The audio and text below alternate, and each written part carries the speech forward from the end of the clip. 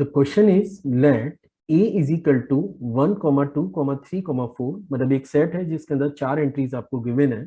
एक another set है B जिसके अंदर एंट्रीज है 1, 5, 9, 11, 15 and 16 and F is the condition जो कुछ ऑर्डर पेयर का कलेक्शन है। ठीक है।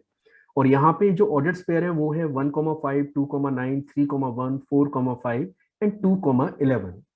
Now we have two questions here. आपको पूछा जा रहा है कि आपको ये जस्टिफाई करना है कि क्या ये जो इंफॉर्मेशन गिवन है वो एक रिलेशन को सजेस्ट कर रही है या फिर, और दूसरा पार्ट इसका ये है कि आपको ये भी जस्टिफाई करना है कि क्या ये फंक्शन को शो कर रहा है या फिर नहीं कर रहा है। अब देखिए, ये डिसाइड करने के लिए कि ये जो एग्जांपल है ये रिलेशन को शो करता है या फंक्शन को शो करता है, तो ऑब्वियस ही बात है वी नीड द बेसिक्स कि यार रिलेशन क्या होता है और फंक्शन क्या होता है।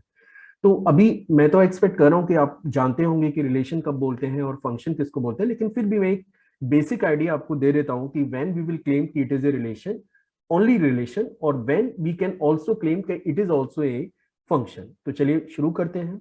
देखिए, मान के चलिए आपके पास कोई भी एक सेट है ए, है ना, कोई भी एक सेट आपके पास ए है, that this is a set ए, इसके अंदर कोई एंट्री होगी, और एक अनदर सेट है आपके पास बी, एक अनदर सेट है बी। अगर आप इन दोनों सेटों का कार्डिजन प्रोडक्ट जनरेट करें, ठीक है, कार्डिजन प्रोडक्ट का मतलब होता है कि आपको ए से कुछ एंट्रीज निकालनी है, बी से एंट्री निकालनी है, और उन सबके ऑर्डर्ड पेयर जनरेट करने हैं।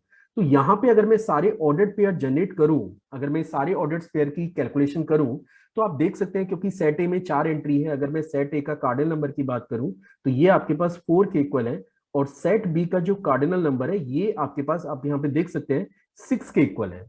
तो अगर मैं सारी लिस्टिंग करूं, सारे ऑर्डर पेयर की लिस्टिंग करूं, तो आप देख सकते हैं कि टोटल 24 एंट्रीज जनरेट होंगी। थोड़ा सा बोरिंग होगा लेकिन चलिए कर लेते हैं, फिर उसके बाद अपन क्वेश्चन को शुरू करेंगे। तो अगर मैं ये सारी एंट्रीज को यहाँ लिस्टिंग करूं तो पहले आप देख सकते हैं कि 1,1 आएगा, उसके बाद फिर आपको मिलेगा 1,5, उसके बाद आपको मिलेगा 1,9, दिस इज 1,9, उसके बाद आपको मिलेगा 1,11, दिस इज 1,11, इसके बाद आप जाएंगे 1,15, 1,15, और उसके बाद 1,16 के। ठीक है। इसके आगे भी आप खूब सारी एंट्रीज लिख पाएंगे, जैसा कि मैंने कहा कि टोटल 24 एंट्रीज इसमें जनरेट होती है, तो वो आप कंप्लीट कर लीजिएगा, मैं उसको पूरा नहीं लिख रहा हूं। अब हम क्वेश्चन को शुरू करते हैं कि क्या ये रिलेशन है या नहीं।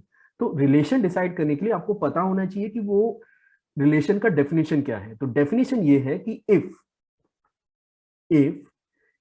इस सेट, कोई भी अगर आपके पास एक सेट है, मान के चलो मैं एफ भी ले सकता हूं, या एक अनदर कोई सेट आप ले सकते हैं, इफ या फिर आप ऐसे लिखिए the subset of A cross B, है ना। इफ की यहाँ पे जरूरत शायद नहीं है तो अपन इफ को हटा देते हैं, इफ की रिक्वायरमेंट नहीं है। The subset of A cross B is set to be relation, है ना। तो ए क्रॉस बी के जितने भी सबसेट्स होते हैं वो सब रिलेशन क्लेम किए जाते हैं। तो बेसिकली मुझे ये डिसाइड करना है कि यार ये जो एग्जांपल मुझे दे रखा है वो इस सेट का सबसेट है या फिर नहीं, मतलब ए क्रॉस बी का सबसेट है या नहीं। तो एफ में आप देख सकते हैं कि जो जो ऑर्डर्ड पेयर आपको दे रखे हैं उसमें पहला ऑर्डर्ड पेयर आपके पास है 1,5, दूसरे ऑर्डर्ड पेयर की बात करें तो ये आपके पास है 2,9, थर्ड ऑर्डर्ड पेयर की बात करें तो ये हमारे पास है 3,1, चौथा ऑर्डर्ड पेयर मेरे पास है 4,5, और लास्ट ऑर्डर्ड पेयर मेरे पास है 2,11। और आई हैव टू डिसाइड कि इट इज ए रिलेशन और नॉट। और जैसा कि मैंने अभी आपको बताया कि रिलेशन का डेफिनेशन ये है कि अगर ये कलेक्शन इस सेट का सबसेट है तब तो ये रिलेशन होगा, अदरवाइज ये रिलेशन नहीं होगा। तो चलो देखते हैं कि ये सारी एंट्री इसमें होंगी या नहीं होंगी। 1,5 देखो ये तो यहीं पे नजर आ रहा है, सीधा 1,5 आपको नजर आ रहा है।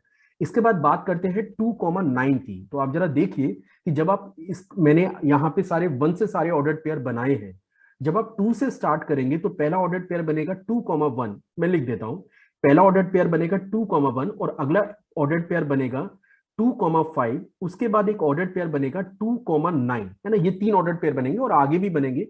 हम बस ये देख रहे हैं कि हमें इसकी जरूरत है या नहीं। वैसे अगर मैं सारा कंप्लीट करूं तो 2 के बाद 9 होगा, 2 के बाद फिर 11 होगा, उसके बाद 2 के बाद 15 होगा, और उसके बाद आपको लिखना होगा 2 के बाद 16। मतलब ये सारे ऑर्डर पेयर भी इस कलेक्शन में मौजूद होंगे। तो आप देख सकते हैं 1,5 इस सेट को बिलोंग कर रहा है, 2,9 इस सेट को बिलोंग कर रहा है, इसके बाद 3,1। तो जब आपने जैसे 2 का सीरीज कंप्लीट कर लिया तो फिर आप 3 से सारे ऑर्डर पेयर बनाएंगे। पहला ऑर्डर पेयर होगा 3,1, फिर अगला वाला 3,5, फिर 3,1। तो मैं लिख देता हूं कि 3,1 भी यहाँ पे होगा in dot dot so on. तो देखिए 3,1 भी इस सेट का सबसेट है या एलिमेंट है, सॉरी। सिमिलरली 4,5 भी ए क्रॉस बी का एलिमेंट होगा, और 2,11 it is also the element of A cross B. अब क्योंकि ये सारे के सारे एलिमेंट इस सेट को बिलोंग कर रहे हैं, तो हम लोग इजीली क्लेम कर सकते हैं कि F is the subset of A cross B। और जैसा कि मैंने कहा कि अगर ये F A क्रॉस B का सबसेट है, देन इट इज ए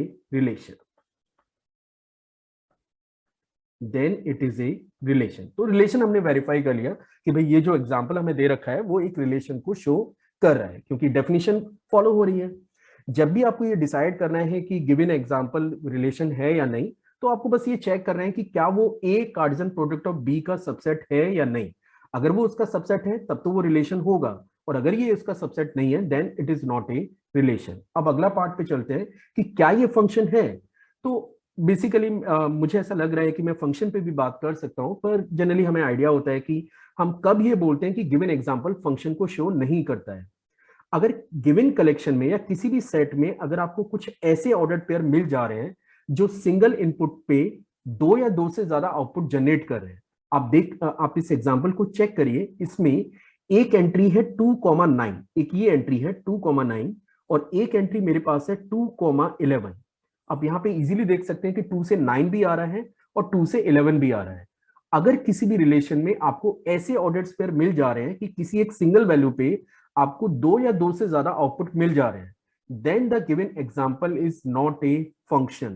तो फाइनली अगर मैं इस क्वेश्चन के आंसर्स को क्लेम करूं, तो जैसा मैंने कहा कि इट इज ये रिलेशन तो है, it is a relation, but F is not a function.